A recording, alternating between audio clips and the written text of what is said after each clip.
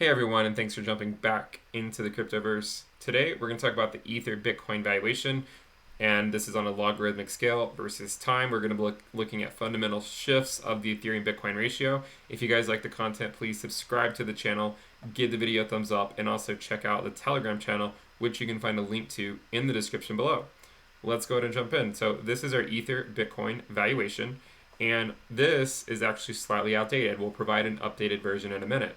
We've identified this general trend, right? A cool down period, an accumulation phase, a first peak, a second peak, that final like last gas of the sub cycle, and then capitulation into a new accumulation phase. Same thing, first peak, second peak, kind of our last move back into an accumulation phase, and then hopefully we're I think this market cycle looks slightly different. I don't think we're going to see quite as impulsive moves as we saw last market cycle, but I do think this was the reaccumulation phase as we talked about for the last year and a half.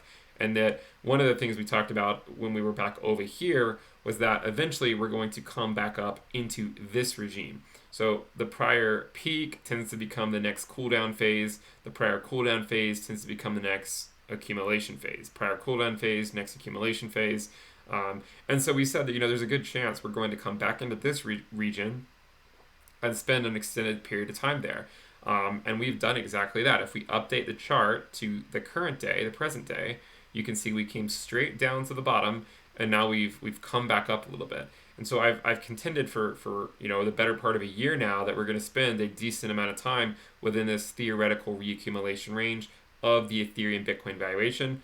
Hopefully we head back up soon and just continue back on our merry way of Ethereum gaining value against Bitcoin. Remember, the reason to hold Ethereum is because we expect higher returns. If we did not expect higher returns than Bitcoin, there would be no reason to hold it from a financial point of view, because you have a lot more volatility or risk. And why hold something that has more risk if it's ultimately going to yield you a lower ROI? So we have high expectations for Ethereum. Let's see if Ethereum fulfills them.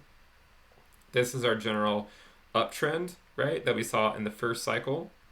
This was our downtrend going through the bear market, and this is what we've contended for the last year or so will be our general uptrend going into the future. So this is more or less what I see happening for the Ethereum Bitcoin valuation going forward. I think it's going to be a fun cycle. It's going to be very bumpy. There's going to be a lot of shifts between Ethereum back to Bitcoin. We've seen what happens when Bitcoin starts moving. The Ethereum Bitcoin valuation bleeds.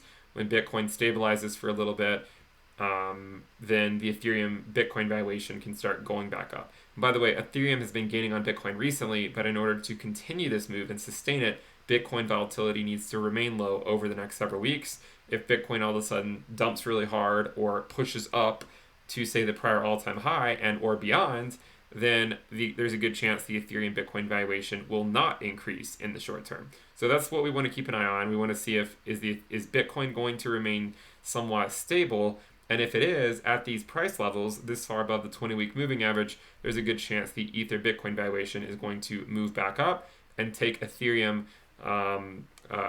back closer to $1,000. Frankly speaking, I don't know if it'll make it all the way there, but there's a good chance that it's going to make a pretty substantial run. This just shows the average 90-day ROI of Ethereum broken down by month. I think it's interesting. We've talked about this before. Historically speaking, buying Ethereum, this is against USD, by the way, not against Bitcoin, but historically speaking, buying Ethereum in, say, June, July, August, and September tends to yield you an ROI, a 90-day ROI of less than 1. Now, obviously, there's some years, right, where it works out, but in general, buying in these months tends to yield an ROI less than 1. You can see that October, on average, yields you an ROI of 1.5, November, a 90-day ROI of over 2, and December, a 90-day ROI of almost 4 on average. Obviously, this is somewhat skewed, and there's going to be huge standard deviations on this, but I do think it shows a general picture of buying Ethereum in the summer tends to not be the best thing, because we know that the two major times of the year, or the major times of the year where Ethereum makes substantial moves, it can be in the end of the year, right, against USD. Remember, this is not against Bitcoin, this is against USD. can be the end of the year in terms of the 90-day ROI, because if you're buying Ethereum in October, the 90-day ROI would be a sell in January, or if in November, the 90-day ROI would be a sell in February. Because a lot of times Ethereum will trend down against Bitcoin in Q4, but we know that if you're buying it in November or December, then you're selling it in February or March, and this tends to be a good time for Ethereum as well. So we're getting into that phase of the year where Ethereum tends to do quite well. The ROI in February and March is also quite good because there have been, a couple significant Ethereum moves in the summer. So imagine buying it in February and then selling it in May, or buying it in March and selling it in June. However, because if there is a summer bubble in June, July, and August, it tends to go down from there throughout Q4. And so that's why the ROI in June, July, and August and September is not so great, because if you're buying in June and selling in September, Ethereum typically does just not do well then. Same thing, buying it in July and selling it in October, or August and selling it in November tends to not be so great, or even September and selling it in December. So these 4 months, generally speaking, are not the time to buy Ethereum.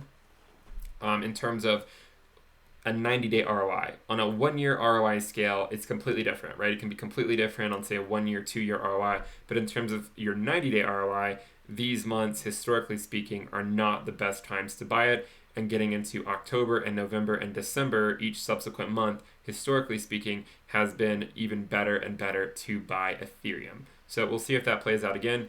If you guys like the content, we are having a Black Friday sale on the premium list. You can lock yourself in at the lower rate for another week and a half. So if you've been waiting to get in and you like access to these types of charts more frequently, I post a lot of charts on the premium list a lot. Make sure you check it out. It will go on for another week and a half. You will get access to weekly premium videos, weekly reports, the private Telegram alerts channel, the private Telegram chat room, the risk dashboard, which is what I use to trade, trading view indicators, and the dynamic DCA selling dashboard. So get access to a whole lot of stuff.